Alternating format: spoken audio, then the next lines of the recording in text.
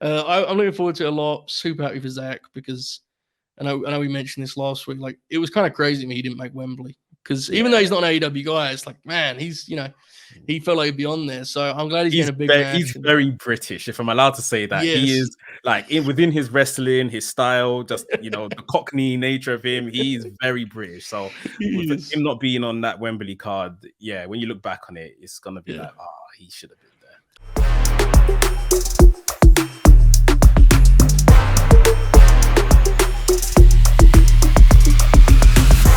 Round the corner, we've got WrestleDream. This is their first ever WrestleDream that they're doing, new pay-per-view that they're putting in October. And am I right in saying that this was to celebrate the life of Antonio Inoki? That's why they're going ahead and doing this, yeah? Yeah, absolutely. Before we kind of just talk about what's on the card so far, what's your personal perception of them doing it in that honor? And because I don't feel like they've maybe that it hasn't quite translated. If it's just the name, then it's just the name, fair enough. But other than that, like I was thinking, is this like a Forbidden Door 2? Like, what is this? What do I think about WrestleDream? And I haven't quite formed an opinion. What do you think? Yeah, I mean it's not really present at all in terms of how they're promoting the show, so you're fair to not really. I mean, to me, it's just a case of we're now going to do monthly pay-per-views, and that's a cool name I'd like to use.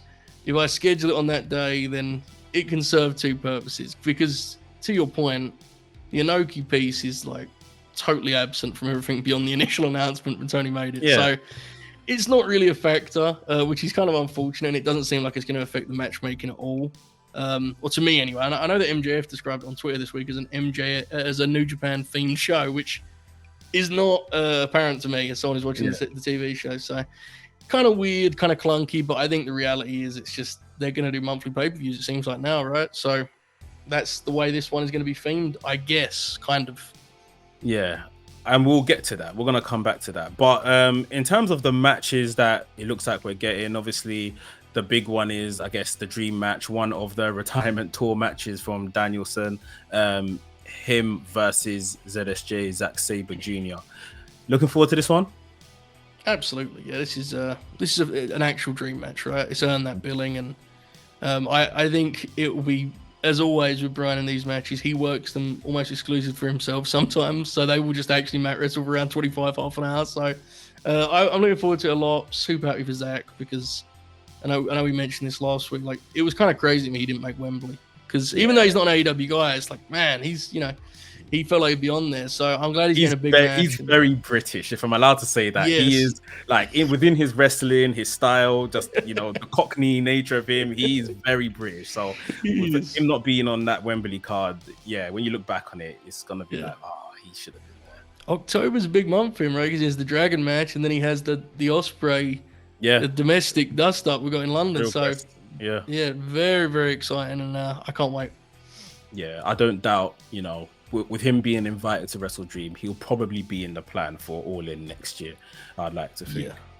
Yeah, I think he may be All Elite by then, to be totally honest, because there's going to be some guys who have been working there a long time who are ready to, it's a nice gig, man. If you get a nice house in Florida, a flight of TV every once in a while, send a pre-tape in, it's a hell of a time, man.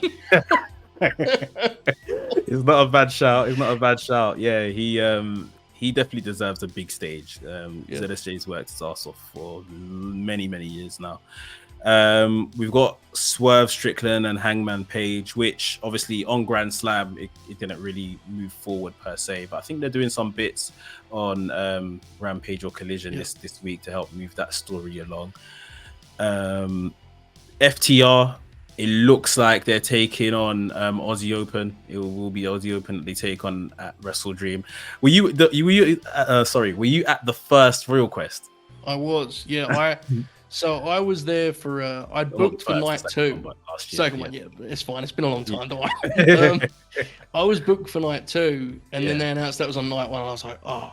So I did the double header. I had to see that match. It delivered too. My God, that match was extraordinary, wasn't it? So I'm excited for the rematch. I will admit, I think they probably could have done a slight better job, and by slight I mean a much better job of like getting Aussie Open ready for this. Yeah.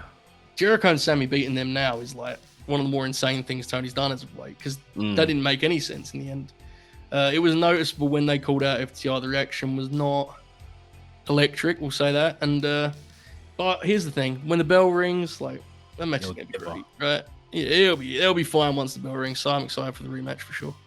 Yeah, I done the doubleheader at Royal Quest last year as well, and this was the highlight. I was knackered the next day because of what I had seen in the main event of the first night. Like, it was crazy, brilliant match. This is the kind of stuff that's kind of, I feel like AEW, when they started, we almost promised that we're going to relight tag team wrestling. And at times they really have, and maybe within the last year they've dropped the ball on that promise. But this is definitely one of the matches that can bring things back to life. For those that have seen it, like I say, at Royal Quest, you know what to expect on WrestleDream when we get it. So yeah, that's gonna be a banger. And then we've got Shibata defending the Pure Championship. Is there any rumors, speculation, or anything out there as to who that could be right now? I don't think so. I mean, I know they scared most of us when they put up that Nick Wayne graphic, so we're still recovering. And this may be where they do the New Japan theme match, right? I could definitely see them going with a fellow New Japan legend. That would kind of make the most sense. I don't think. What's the name? Who do you think? Like, I could see them doing like Yuji Nagata maybe, or someone like an older fella that they could, because then there's it fits the event, which the part of the event that we just mentioned they don't talk about. The non-existent part. Pure Rules makes it kind of interesting too, because that's Pure Rules can be very limiting sometimes if you put in the wrong. I think we've even seen it with some of Shibata's matches, so I'm not sure. They did the promo where he announced he was going to be on it, and Kevin Kelly put it over like they had announced Joe Holbrook was going to be on it. So we'll hopefully things pick up in the coming weeks. Yeah. I feel like Danny Garcia, although he's kind of had a go, he's kind of like him not being an All In now. When I look back at it as well, it doesn't sit right with me. Not even on the pre-show or anything like that. So maybe they can do that. I mean, he's not really doing much of anything right now on TV. He's not. So yeah, maybe they can run that back. And also we've got MJF and Adam Cole. They're supposed to defend the Ring of Honor tag team titles, probably against the Kingdom. We'll obviously see following Rampage. I haven't seen any spoilers, but yeah. Oh, it's not? I've got some bad news for you, my friend. Oh, tell us, because this is going to be out by the time anyway. So, well, I'm sorry to announce on 4-day delay here that they're wrestling the Righteous on WrestleDream. Oh my god! I couldn't believe it either. But at the same time, they have been trying to push the Righteous somewhat. Like, it's not what I want. Yeah, they've been trying, bro. I mean, I don't know. You never want to dismiss guys finally getting their big break, right? I mean, good for the Righteous, but there's got to be a better way than MJF working 2 straight papes against the Dark Order and the Righteous. There has to be another way. That's true. But I didn't get why. I mean, obviously I'm biased. of course, but it's like, I feel like the way they did to finish the Grand Slam, they could have easily just run Joe and Max back. Again. They did a handshake instead. So I don't know. It's kind of weird, this emerging theme of like MJF being a tag team undercard wrestler on pay-per-view. I don't get it. So yes, the Righteous, which is very funny. It's true. I was just saying this to NK that with the rumor of these pay-per-views all coming thick and fast now every month, it's actually MJF's thing that he doesn't wrestle so much. And how are they going to negate it? How are they not going to make this? We're now just feeding MJF the whole roster. I mean, the tag team thing, I guess, is one way, but it's really beneath him. And these aren't even like, the AEW tag team titles. It's the Ring of Honor tag team titles. So there's even an argument, should they even be on AEW pay-per-views? Right. So, yeah, I don't know how I feel about it. I definitely didn't see the Righteous winning this. I thought the through ball was the Kingdom.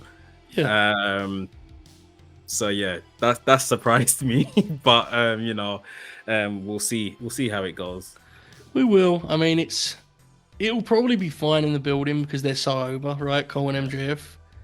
It's a weird deal because it's the way they're doing it with Max on pay-per-view this last couple now is like, you would think they're playing with house money, right? Like, oh, it's fine, everything's good. It's like, we need to start selling more tickets and pay-per-views. Like, you can't just punt on MJF matches. I'm sure that, he has a lot of say in these things, but they've got enough guys to just have a real world title match, even if it's not the Joe rematch. I'm sure there's someone that's free that could wrestle him for the belt. In fact, we're doing the Inoki part of it that we're not actually doing, but kind of doing. Have a New Japan guy work him, and he can do his shtick, the New Japan shtick if he has to. Yeah.